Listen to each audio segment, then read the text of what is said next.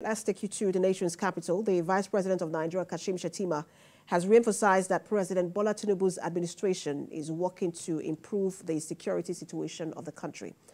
The Vice President said this when he gave audience to the leadership of the news agency of Nigeria at the Presidential Villa Abuja, where he called for regional and collective efforts to address the insecurity in West Africa's Sahel region, acknowledging that the security situation in the Sahel region has significant implications for Nigeria and neighboring countries. While commending the news agency of Nigeria for its crucial role in Nigeria's media landscape, Vice President Shettima emphasized the importance of collaborative action and called for wider support for NAN's upcoming international lecture on Sahel security. Earlier, NAN Managing Director Ali Mohammed Ali said the conference is part of the agency's efforts to expand its role beyond news dissemination to actively contributing to national discourse and problem solving. The agency already has spread its tentacle in the process of trying to help achieve the renewed hope agenda of President Bola Tinubu. Part of this strategy is to have also broadcast in the three major languages. Already the vernacular, the Hausa side of the news agency of Nigeria is up and about. And we're hoping that before the year runs out, we top it up with another site, one of the major languages, second of the three major languages, either Yoruba or Igbo. We're still experimenting. We're looking at the right workforce, the right personnel.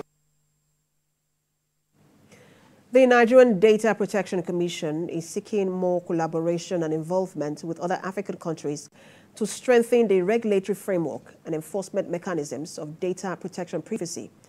The National Commission of NDPC, Vincent Olatunji, disclosed this when he received a delegation of 9 data protection experts on a study tour from Somalia at the Commission's headquarters in Abuja. TVC News' Tijesu Adeoye reports. Digital experts from Somalia pays a visit to the Nigerian Data Protection Commission to explore Nigeria's data protection ecosystem, its unique models, and enforcement mechanisms of data protection privacy. Somalia's ambassador to Nigeria is particularly elated about this engagement, which he believes will give the delegates an opportunity to gain useful knowledge that will improve the Somalian Data Protection Authority in a transformative capacity. Somalia needed you in this critical time. Your knowledge, your experience, everything you have is needed in Somalia.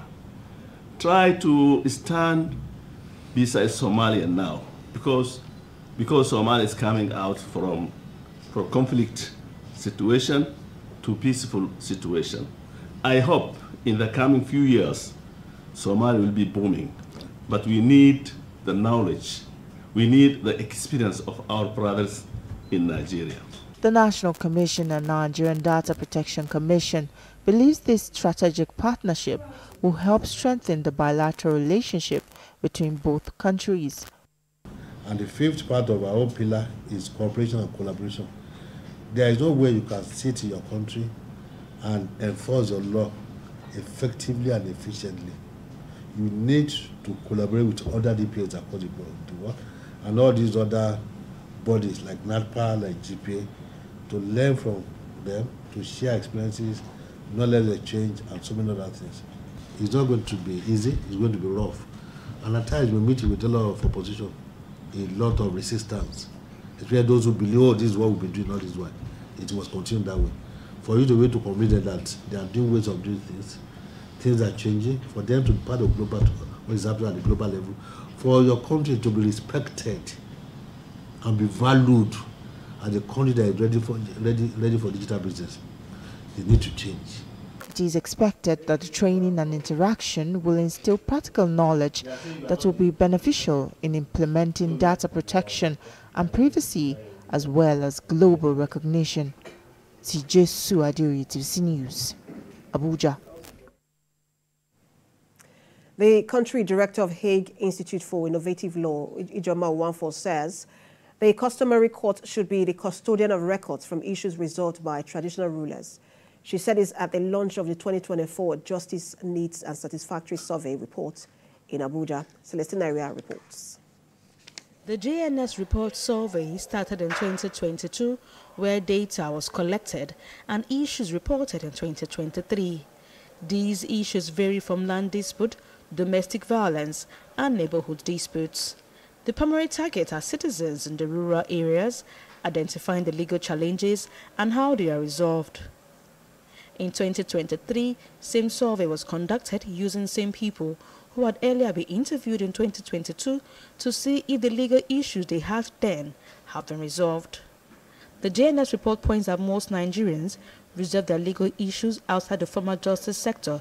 Hill's findings emphasize the critical need for a comprehensive framework that incorporates traditional institutions to ensure more effective and accessible justice for all Nigerians. We must find a way, a meeting point between informal and formal justice sector. So if a traditional ruler rules on an issue, land issue, it has to be archived by the formal sector. Because if not, you see people who have been in court for 17 years, 18 years. Why? If you look at the root of the problem, it was first resolved informally. But somebody who is smart enough to know, justicing that there's no record, will take advantage of. That's something, we call them game changers. That's a game changer. If we now link the institutional resolution to formal sector, even if it's at the customary court. We have multi-door courthouses in the various courts to enable people solve their disputes outside the courts. The National Judicial Institute, for instance, championing the diversion program where underage, their cases are handled differently outside the court system. The most pressing justice problem was domestic violence. So what we did, we came up with an application that's a physical office where they have the one-stop shop for the prevention of domestic violence. It's in the process. We've not finished. We're finishing by next year. There will be an office where people, survivors, or even people who are facing domestic violence can walk in, and there'll be the application. They can go online. Resolving dispute requires people-centered approach, which involves reforming the justice system to allow for equal access to justice and legal information. Celestina Area, TVC News, Abuja. In other news, the federal government has handed over 20 compressed natural gas-powered buses to the Oyo State government. The presentation was made by Project Director and CEO of the Presidential Compressed Natural Gas Initiative, Michael Oluwagbemi, to the management of Pacesetter Transport Service in Ibadan. Senior reporter Laide Oyewole has more in this report. Residents of Oyo State may now begin to enjoy low transportation costs with the distribution of this set of compressed natural gas buses to the state. This set of 20 CNG vehicles is the maiden distribution by the Presidential Compressed Natural Gas Initiative, aimed at alleviating the burden of high transportation costs amongst residents of Oyo State following the removal of fuel subsidy. They were received on behalf of the state by the management of the Oyo State Pacesetter Transport Service. That the cost of transportation will start to moderate, especially on the routes where these buses are running. We expect and we have the confidence in the Pacesetter Transport Services. So as we start this program in Oyo State, we are taking this program to Lagos State tomorrow. Next week, we'll be taking this program to FCT and taking it to Kwara State. And that's how we're going to be covering all the states of Nigeria in the next 24 months. The buses are expected to be managed efficiently to enable the federal government repay and acquire more vehicles in the future. In the first phase of this program, we are getting about over just 500 buses. As these buses are being used and commuters are paying for it, part of that goes into a fund that can then be used to buy more buses. So that way we are also creating jobs, because these buses, as you're seeing them here, were assembled in Nigeria. Chairman of the Pacesetter Transport Service commended the initiative and described it as a strategic solution to numerous challenges facing the country. I'm receiving these buses on behalf of the Governor of Oyo State, His Excellency Engineer Seyi Makinde, who has keyed into this project. And when you are asking for sustainability or the maintenance of all buses, in Oyo State, we are leading and we are the best in what we do. And that is why they are now subscribing to that interest. We have put so many things in place, then I believe that we can sustain it in Oyo State. As Oyo State embraces this eco-friendly transport solution, residents look forward to enhanced mobility, low emissions, and reduced transport costs. Olaide Oyewole, TVC News, Ibadan.